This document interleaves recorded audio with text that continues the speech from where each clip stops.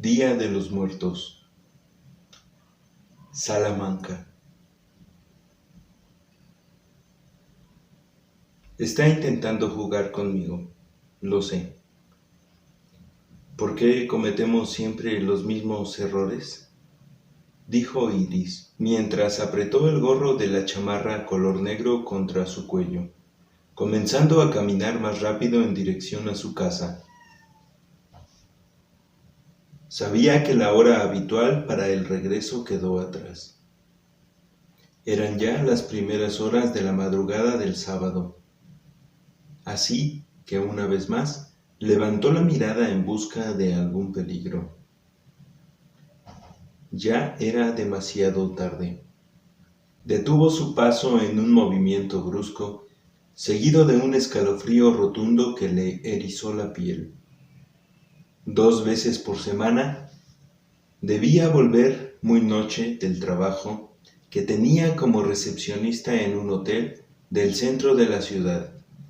Al terminar su jornada, abordaba el último autobús de la base y recorría la ciudad ya casi desierta.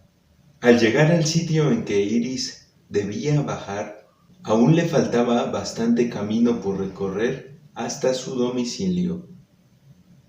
El trayecto fatigante de caminar 10 minutos hasta llegar a la entrada del fraccionamiento y de ahí otro tanto en minutos hasta la calle en que vivía, hizo que desarrollara una fuga en la que se envolvía en el centro de sus pensamientos. Sumado a los problemas del día a día que pensaba eran serios y no apartaba de su mente, agregando los audífonos siempre conectados al celular, la sumergían en un aislamiento casi total de su alrededor. Deslizó la diadema de los audífonos hacia su nuca, quedándole alrededor del cuello. Dio un paso atrás, pensando que volver sería lo mejor. Un gruñido cargado de rabia le interceptó el paso. Al entrar al fraccionamiento y girar hacia la dirección de su casa, se metió justo entre un grupo de perros que circundaban en la oscuridad del terreno que ella debía andar a pie. Iris vio destellar un par de ojos pertenecientes a uno de ellos. Muy delgado, pensó. Algo grande para el tamaño de un perro normal. Este volvió a gruñir y dio un paso en dirección a ella. Iris supo que se encontraba en problemas, aunque no sabía qué tan serios. Deslizó ambas manos, las cuales aún mantenían los auriculares, pasando después a un largo recorrido, o esa impresión le dio, de quitar con la mano derecha el bolso que colgaba de su hombro. De quitar con la mano derecha el bolso que colgaba de su hombro, preparándose para lo que sucediera, huir o defenderse. No contó con suficiente suerte. Tan solo un par de horas más tarde, cuando despuntaba el amanecer de ese mismo sábado, se encontraba ya en la cama del hospital más cercano, ingresada simplemente bajo el diagnóstico de traumas y heridas por ataque de perro. Cuando su familia llegó a la habitación del hospital, el doctor fue detenido por ellos justo en la entrada. ¿Cómo se encuentra mi hija?, la madre, preocupada, fue la primera en hablar.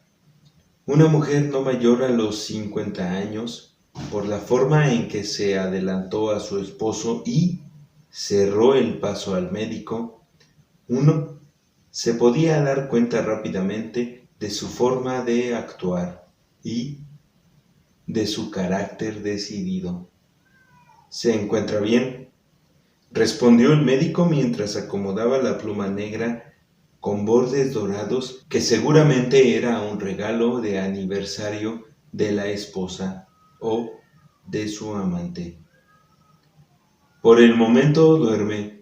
Tardará un par de horas en despertar. La medicamos con algunos sedantes. Debo decirles que la mordida fue de un tamaño considerable. Tuvimos que suturar. Tardará algunas semanas en sanar y algunos meses para que su brazo vuelva a la normalidad, a pesar de la seguridad que demostraba una persona en su posición y que debía tener. Al dar ese tipo de noticias, el doctor titubeó un instante, pero no es la herida lo que me consterna. El vigilante del fraccionamiento en donde viven fue quien trajo a su hija al hospital. Claramente notó la reacción de los padres al escuchar esta noticia. Creo que deberían hablar con él. Aún se encuentra aquí, en la sala de espera. Pueden estar con su hija en la habitación. Les recomiendo que no la despierten, que descanse un poco más y los calmantes reduzcan el dolor. Fuera de ello, esperamos que la recuperación de su hija transcurra de forma normal. Enseguida vendrá una enfermera. La daremos de alta esta misma tarde. El doctor se retiró. La familia entró en la habitación en la que dormía Iris con un brazo completamente vendado. Su madre, a pesar de la fortaleza que la caracterizaba, casi se desplomó sobre una silla junto a la cama. El hermano, menor que Iris, caminó hacia la ventana que daba a la calle y se mantuvo de pie sin realizar movimiento alguno. Hablaré con el hombre que la trajo al hospital. El padre de Iris dejó de deambular alrededor de la cama en que se encontraba su hija. Todos continuaron sin decir una palabra, mientras él salió de la habitación. Se dirigió a la sala de espera, tan solo a unos cuantos metros de la hilera de habitaciones en que se recuperaban otros pacientes. Reconoció al vigilante del fraccionamiento. Se encontraba sentado en una de las bancas grises y heladas, con la mirada perdida en la nada de una pared desgastada por la ansiedad de la espera.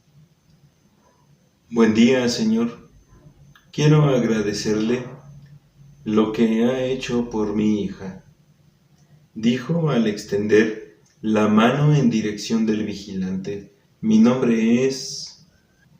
No necesita presentarse. Sé quién es, señor. Tengo buena memoria.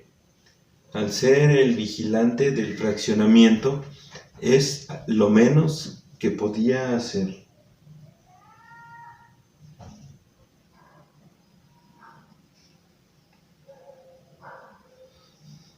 No necesita presentarse. Sé quién es, señor. Tengo buena memoria. Al ser el vigilante del fraccionamiento, es lo menos que podía hacer. Hubiera deseado hacer algo más, pero esta vez fue la voz grave y solemne del vigilante la que se interrumpió un segundo, volviendo a la misma expresión melancólica.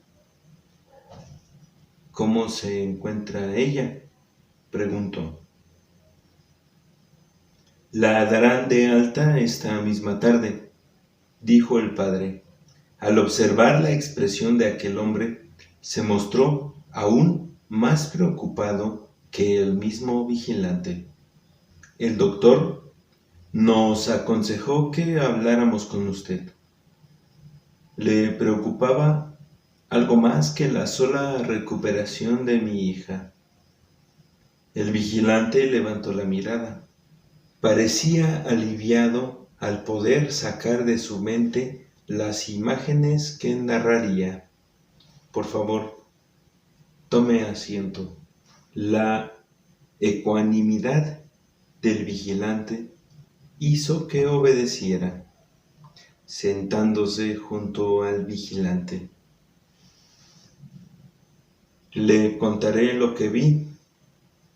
Después de ello, usted será quien decida a qué creer y sobre todo qué tanto le dirá a su familia.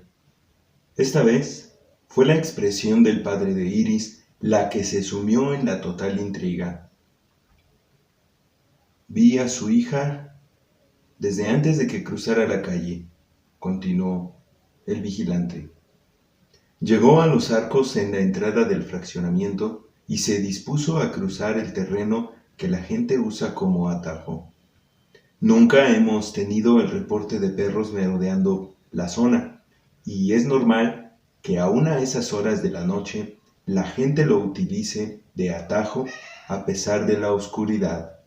Me encontraba dentro de la caseta de vigilancia aproximadamente a 30 metros de distancia. Los vi cuando su hija iba ya a la mitad del terreno. 4 perros de gran tamaño. Se percataron de su presencia, aunque ella aún no los veía a ellos. Uno de los perros se ocultó detrás de los escombros que las constructoras dejan ahí. Sin apartar la mirada de ella y adoptando la pose de ataque, en ese momento le grité para alertarla. Sin embargo, eso fue lo que alteró a los otros perros. 3 la rodearon justo en el momento en el que su hija se dio cuenta de lo que sucedía. Ella se detuvo de golpe. De inmediato, uno de los perros comenzó a acercarse a su hija. Se quitó los audífonos, aunque dejó las palmas de sus manos junto a sus orejas. Deslizó las manos lentamente y se acomodó la bolsa. La sostenía en su mano, mientras que puso con firmeza el talón de su pie en la fría tierra. Una fuerte corriente de aire levantó su cabello e hizo mover las hojas del pasto. Todos esperaban algún movimiento. Por un segundo pensé que cada quien, en un fragmento del tiempo, evaluaba a su vez las probabilidades que tenían ellos mismos y los demás. Después de eso, todo sucedió tan rápido. Su bolso cayó al suelo levantando una ligera nube de tierra. El otro perro salió de su escondite atacando a su hija por el costado, mordiendo su brazo izquierdo justo entre el codo y la muñeca. Al fin pude ver con más detalle. Aquel perro era muy delgado, para las proporciones de un perro común. Su pelaje estaba sucio, pero más que eso parecía enmarañado y largo, como el de una persona. Su hija sacudió el brazo capturado, con algunos movimientos bruscos. Pero antes de que el polvo se disipara, ella hizo algo aterrador. Su mano derecha, ya libre del bolso, se levantó a la altura del hombro, contrajo los dedos contra la palma de su mano, dejando extendidos solo el índice y el dedo medio. Los entrelazó uno encima del otro de una forma que me pareció extraña, llegando a parecer un solo dedo. En un movimiento sumamente veloz, su hija lo clavó en el ojo derecho del perro que la atacaba. La sangre brotó hacia la tierra y la ropa, mientras un alarido rompió la noche. Su hija intentó retirar la mano del rostro del perro, pero éste le contestó de la misma forma, sacudiéndose con ferocidad, costándole trabajo a ella extraer sus dedos de la cuenca del ojo, ya que al mismo tiempo su otro brazo era sacudido con violencia entre las fauces del can. Su brazo derecho se vio libre y volvió a la altura del hombro. El brazo izquierdo también quedó libre nuevamente. El perro, herido, titubeó mientras en su hocico se fundían alaridos e intentos de gruñidos hinchados de rabia hacia su oponente. Victoriosa ella, el perro retrocedió, perdiéndose entre las sombras, de donde apareció en un principio, mientras que los otros tres le siguieron de inmediato. Ellos ni siquiera se inmiscuyeron. Su hija permaneció inmóvil, en esa misma posición, con el brazo derecho ensangrentado, levantado en el aire. Tampoco yo podía articular movimiento alguno. Al fin escapé del trance en que me encontraba. Y elijo esa palabra ya que por extraño que parezca, eso fue lo que sentí. No pude moverme hasta ese momento. Corrí hacia ella y sujeté su brazo no herido, que aún mantenía levantado. Traté de devolverlo a una posición más natural. Continuaba inmóvil, a pesar de las heridas en su antebrazo izquierdo.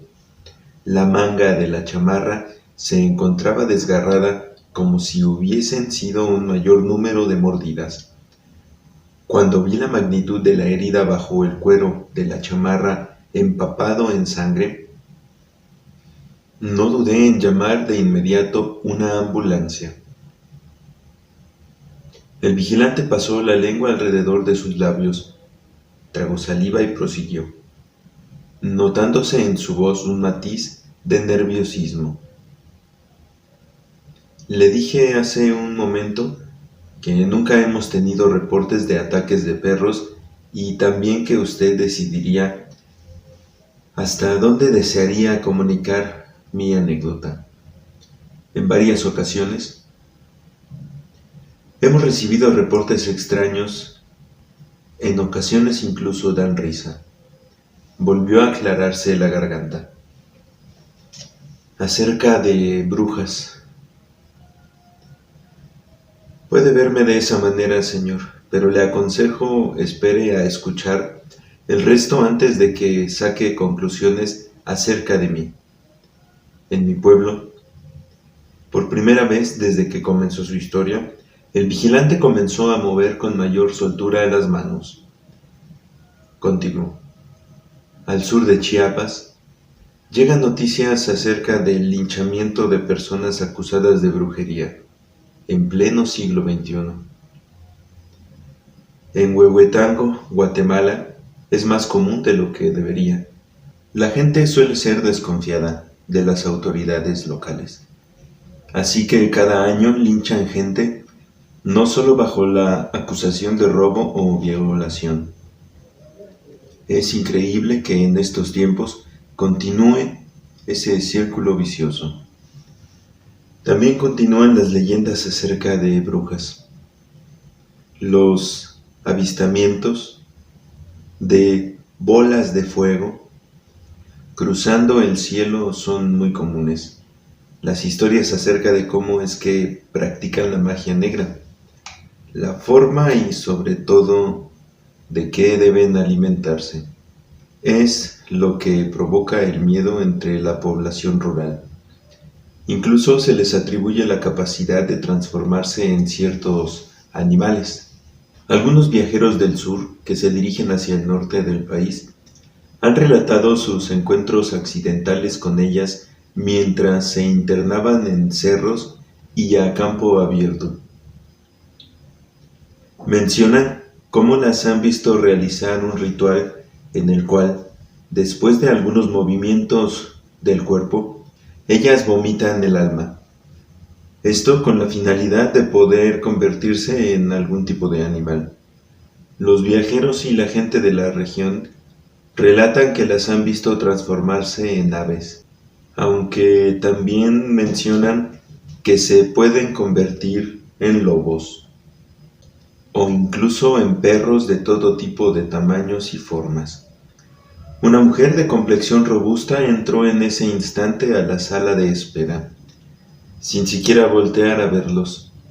Vestía una chamarra color rojo, un sombrero café claro, le impidió al vigilante que pudiera ver su rostro al interrumpir su narración. Solo la vio caminar parsimoniosamente entre las bancas de metal hasta ocupar una a un lado de la sala, lo suficientemente lejos para que el vigilante continuara. Una vez que la mujer tomó asiento y perdía la mirada en una revista, continuó. Cuando por fin me recuperé de ese trance, corrí hasta su hija. Tenía tal expresión en el rostro que parecía no reaccionaría nuevamente. Sus ojos, la comisura de los labios, la mandíbula, todo en ella parecía estar petrificado. Intenté que bajara su brazo izquierdo mientras le hablaba y sin más su hija se desplomó sobre la tierra. La sangre emanando de la herida comenzaba a mezclarse con la tierra. Así que la llevé cargando dentro de la caseta de vigilancia. Tiré al suelo todo lo que se encontraba sobre una silla. Tomé el teléfono para llamar a la ambulancia y en ese instante toda mi lógica perdió razón. Vi cómo las copas de los árboles por donde se marcharon los perros se sacudían. Las aves que llegaban todas las tardes a esos mismos árboles volaron al comenzar a iluminarse algo entre las ramas. Subía lentamente, destellando enérgicamente por momentos, y en otros parecía apagarse, crecía, alcanzando la cima del árbol y continuó elevándose como si la separación entre el árbol y el cielo no existiera. Maleus maleficarum. El vigilante escuchó estas palabras justo en el oído, al mismo instante en que las susurraba la misma mujer que recién se sentó cerca de ellos y levantaba la revista para cubrir sus labios. Los ojos de Iris se abrieron al terminar la frase. Ella vio a su familia. Le sorprendió ver a su madre llorar sentada junto a su hermano. Iris intentó incorporarse al mismo tiempo que su padre entraba a la habitación y veía pasar de largo a una mujer vestida de rojo detrás de él. Creyendo continuar dormida, al ver cómo el cuerpo de aquella mujer comenzaba a convulsionarse bajo su ropa, adoptando una nueva figura, ahora lucía mucho más joven. Las curvas en lo que ahora era un saco que mantenía el mismo color rojo contorneaban su ceñida cintura. Una larga cabellera crecía desde los hombros, llegando a la cadera, cambiando de tono castaño, alcanzando un color negro muy brillante. Iris se dio cuenta de que no se encontraba despierta aún. El vigilante no pudo articular una sola palabra más, mientras que el padre de Iris se limitó simplemente a ver cómo se despedía escuetamente y se marchaba a toda prisa, como si algo lo obligara a irse. Volvió a la habitación en que se encontraba su hija. Justo al cruzar el umbral de la puerta, todos vieron a Iris abrir los ojos. Su madre se acercó rápidamente a la cama, tocando su frente y sosteniendo su mano unos segundos en la misma posición. «Te lo he dicho muchas veces», la madre casi gritó. Iris sintió de súbito un intenso dolor en la cabeza. Pocas veces veía a su hija quejarse de algo, así que cambió el tono de su voz. Una vez que una queja sutil profirió de la boca de Iris mientras se llevaba las manos a las sienes y fruncía el ceño. «Nunca había visto ese lunar en tu frente», afirmó su madre, mientras lo intentaba tocar. Iris evitó el contacto al mover un poco la cabeza, quitando su rostro del alcance de las manos de su madre. «Mi cabeza», dijo Iris. Lo primero que hacía su padre desde que volvió era darle una botella de agua que llevaban ellos. «Debe ser por la fiebre». Esperó a que su hija bebiera la última gota de agua, sin poder evitar lanzar una mirada al brazo de su hija, mientras Iris veía pasar por la puerta, justo detrás de su padre, a la mujer del saco rojo con la que recién soñó, viendo detalladamente paso a paso su metamorfosis. No se encontraba segura ya que lo que vio segundos antes fuera un sueño. Aquella mujer caminó directo hacia una anciana, tomando asiento junto a ella en una hilera de sillas. El corredor en donde se encontraban cruzaba justo por la entrada a la habitación de Iris, así que la anciana llevaba horas sentada ahí, vigilando a la ingenua chica. Ni siquiera se inmutó en levantar el rostro, cubierto con un chal color negro, cuando alguien más tomó el asiento junto a ella. La estaba esperando. «Te estás arriesgando demasiado por una simple chica». La voz proferida debajo del sombrero color café fue apagada al encender un cigarro mientras terminaba de acomodarse en el asiento. «Esa mocosa tiene mi ojo». Se cree, en ciertas ocasiones, que las manos cuentan la historia de las personas. La forma que tienen concuerda con el carácter, por ejemplo. La cantidad de arrugas, pecas y manchas cuenta el paso del tiempo transcurrido. Las manos de la anciana, las cuales apenas si se asomaban fuera del mismo chal que le cubría la cabeza e impedía que se le viera el rostro, la piel en las manos de la anciana era como las de nadie más en este mundo, completamente atemporales y demacradas. Los dedos dejaban ver claramente el largo y delgado hueso de las falanges. Justo entre estos marchitos dedos, la anciana jugueteaba con un rosario negro. «Y ella ni siquiera lo sabe», dijo la anciana. Ella giró la cabeza milimétricamente a su acompañante recién llegada y le dijo: «¿No deberías encender eso aquí?». Después, volviendo nuevamente a girar su rostro a la posición en que lo mantenía desde que Iris fue trasladada a esa habitación. «No pueden vernos si lo sabes», respondió su acompañante. Una bocanada de humo inundó el corredor. Alguien en alguna otra habitación detectó cierto olor a cigarro. Sin poder descubrir a alguien fumando, una persona más en una habitación distinta en el mismo piso comenzó a toser de forma grave. «Y no creas que no me doy cuenta de lo que haces», la anciana dijo mientras extrajo un ungüento del bolso que tenía con ella, comenzando a untárselo en las manos, pasando después a untárselo en el rostro, del lado del ojo derecho. Lo ofreció a su compañera, quien solo negó ligeramente con la cabeza. «Esa mocosa», volvió a decir la anciana. «Ella hizo algo más que solo robarte el tercer ojo y lo sabes». Una nueva bocanada de humo expiró de su boca.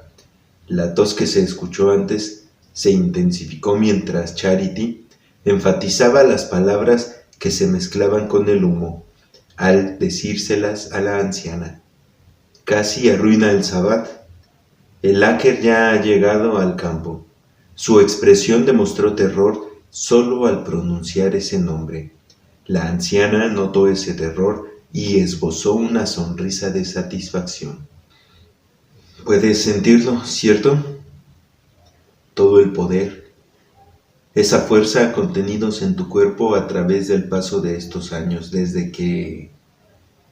La anciana detuvo sus palabras. «No necesitas recordármelo», dijo Charity. Es suficiente con que lo haga yo a todas horas. Su expresión cambió en un instante, de terror a furia, después a melancolía. La anciana sonrió ampliamente sin importarle que la viera hacerlo. Charity continuó. Dado que ya lo has notado, no tiene caso esconderlo, así que en efecto, puedo sentirlo. La energía que se ha acumulado en mí durante décadas y que tú no permitías que se manifestara en mí, mucho menos que la utilizara. Ni siquiera sabía que podíamos percibir y hacer todo este tipo de cosas. ¿Tú sabes por qué debo hacerlo, cierto? Charity se quitó el sombrero que llevaba puesto desde que se había sentado, esperando alguna respuesta. La anciana volvió a clavar la mirada en la habitación donde aún se encontraba Iris. Sé lo que harás. Tener el tercer ojo durante tanto tiempo te da cierta perspectiva diferente.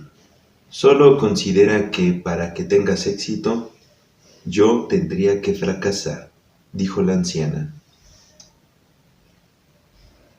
La garganta de Charity se movió como respuesta. Lo sabía. La anciana nunca fallaba. Llevaba viviendo a su lado los años suficientes, tanto tiempo ya, que conocía las más atroces de sus técnicas. Quita esa cara, dulzura. La anciana levantó el rostro de su consternada acompañante con una mano, con un gesto digno de una madre. Solo mírate. Antes no podías ni siquiera tomar la energía de un anciano, y ahora le quitas años de vida a un hombre sano solo con la ceniza de ese cigarro.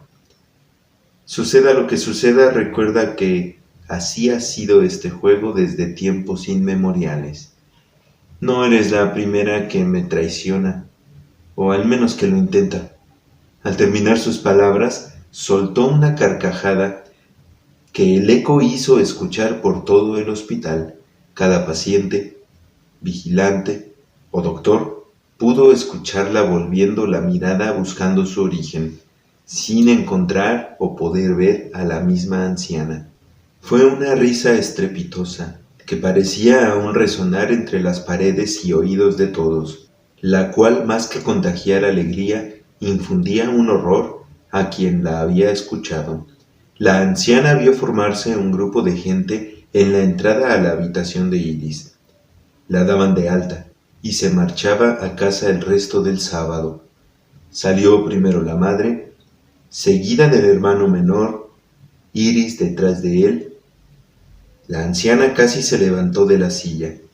Charity la detuvo con una mano, regresándola a su asiento, mientras el resto de la familia de Iris continuaba la peregrinación hacia afuera del hospital. Eso no es nada prudente y lo sabes, dijo Charity. Conoces bien de lo que son capaces las personas y lo que nos harían si nos descubren.